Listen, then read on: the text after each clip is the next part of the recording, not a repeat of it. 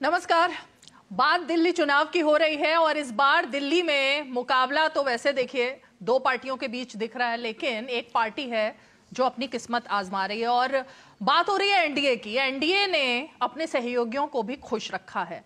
BJP ने सहयोगियों JDU और चिराग पासवान जी, उनकी पार्टी को भी एक एक सीट दी है। अब बात दूसरे खेमे की जब होती है तो ऐसा लग रहा है कि वहां पर तो आम आदमी पार्टी भी अलग हो गई, कांग्रेस पार्टी अलग हो गई। तो ये एक मुद्दा बनाने की पूरी तरह से कोशिश भी है और मुद्दा है भी। लेकिन अब जिनकी पार्टी को एक सीट मिली है, क्या वो दिल्ली की राजनीति में कुछ धूम मचाना चाहते हैं या दिल्ली में कुछ और स्कोप अपना देख रहे हैं? चिराग पासवान जी हमारे साथ हैं, युवा नेता, अपनी पार्टी के अध्यक्ष और केंद्र में मंत्री। लेकिन पहले तो बहुत बहुत स्वागत है चिराग जी, थैंक यू सो मच, आप हमारे शो में आए। Thank you. शॉल पहन कर आए आज आप? यही पहनता हूँ। लेकिन चर्चा तो आपकी जैकेट की हो रही है आजकल। हाँ, ये चर्चा मैंने भी सुनी मेरी जैकेट की। डावोस गया था वर्ल्ड इकोनॉमिक फोरम पे एंड एक बड़ा मंच है वो, और मेरे लिए सौभाग्य की बात है। I am not even year old as a minister in the current government, but ऐसे में इतना बड़ा मंच मुझे मिला देश को रिप्रेजेंट करने का। खुशी है मुझे कि देश को रिप्रेजेंट करते करते फूड प्रोसेसिंग सेक्टर से जुड़े भी कई विषयों पर वहाँ पे चर्चा हुई, कई इन्वेस्टमेंट्स की अनाउंसमेंट हुई। तो मुझे लगता है मेरे लिए, मेरे मंत्रालय के लिए ये एक अच्छा मंच था। जैकेट की चर्चा अभी साथ में हुई। नहीं, लेकिन क्यों चर्चा हो रही है मैं नहीं समझ पाई। मतलब मैं भी नहीं समझ पाता। मोस्ट ऑफ दी चर्चाएं जो मुझे लेके सोशल मीडिया पे हो जाती हैं गाहे बगाए, मुझे भी नहीं कारण समझ में आते। पर ठीक है, सोशल मीडिया। हम लोग भी अभी चर्चा कर रहे थे और मीडिया में भी कई बार बात हो रही है कि जैकेट की कीमत कुछ 65,000 के आसपास है। ऐसा लग रहा है चर्चा से कि कुछ लाख होगी आपकी जैकेट की कीमत। I have no idea, it was a gift to me and but ठीक है। चर्चा इसलिए हो रही है, मैंने ये सवाल इसलिए पूछा क्योंकि इसमें राजनीति आ गई है। बिहार से लेकर दिल्ली के कैंपेन में भी ये सवाल उठ रहा है कि आप एक दलित मुहिम को आगे बढ़ा रहे हैं, दलित नेता के तौर पर एक छवि को आगे बढ़ाया गया, तो इतने पैसे दिखा करके क्या सम्मान किया जा रहा है या बेइज्जती की जा रही है, ये बड़ा आरोप लग रहा है।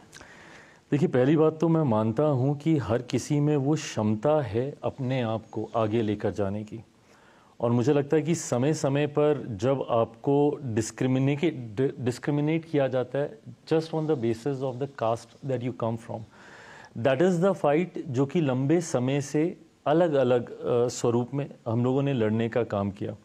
आज भी तकलीफ मुझे इस बात की होती है कि आपकी जाति की वजह से जब आपको घोड़ी पे चढ़ने से रोका जाता है, जब आपको मंदिर में प्रवेश करने से रोका जाता है। उदाहरण रहे हमारे ही देश में रहे जहाँ पे एक पूर्व मुख्यमंत्री को के मंदिर जाने के बाद मंदिर को गंगा जल से धुलवाया जाता है। तो आज भी आज़ादी के 75 साल के बाद जहाँ हम लोग नए कीर्तिमान स्थापित कर रहे हैं, देश 2047 तक एक विकसित देश बनने की ओर अग्रसर हो रहा है, वहाँ पर ये सारी बातें होती हैं कि इस जाति से तो ये जैकेट, जाति कपड़े, ये मुझे नहीं लगता कि मैटर ऑफ डिस्कशन होना चाहिए। और मुझे लगता है कि to prove a point, doctor Baba Saheb Bhimrao Ambedkar ji ने सारी उम्र कोट पैंट सूट इसीलिए पहना ताकि वो इस समाज से आने वाले लोगों को बता सकें कि आप मेहनत, काबिलियत से आप यहाँ पहुँच सकते हैं, ये आपका लक्ष्य होना चाहिए।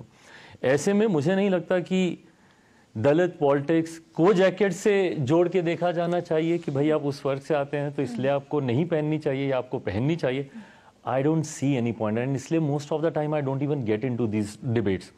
मेरे लिए मायने क्या रखता है, अगर हम लोग दिल्ली चुनाव की बात कर रहे हैं तो हम लोग फिर दिल्ली की बात करें कि दिल्ली में क्या हो रहा है। बट जब ऐसे विषयों को उठाया जाता है तो मैं मानता हूं कि कहीं ना कहीं आप भटकाने का प्रयास करते हैं, ज्वलंत विषयों से अपने आप को दूर हटाने का प्रयास करते हैं। बिहारी हूँ, बिहार में हमेशा मैंने बिहार फर्स्ट, बिहारी फर्स्ट की मैंने बात ही इसीलिए की है क्योंकि इवेंचुअली मैं जिस राज्य से आता हूँ वो everything boils down to the caste politics of that state, and that is the irony of my state कि इवेंचुअली सब कुछ जाति पे आ जाता है। बट मेरा यह प्रयास रहता है कि इन सारे विषयों से हटकर ध्यान ना भटकाते हुए सिर्फ जो एक्चुअल ज्वलंत विषय हैं से उसी पर चर्चा की जाए।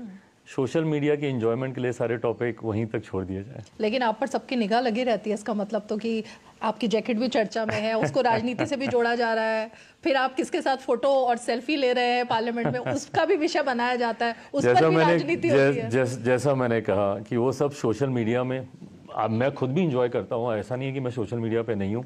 मैं खुद when I scroll and go through the reels, तो मैं भी एंजॉय करता हूँ। अपने ऊपर ही बने हुए मीम्स देख के भी मैं एंजॉय करता हूँ। अभी आपने भांगड़ा भी किया था, हाँ, लोहड़ी पे बहुत वायरल हुआ।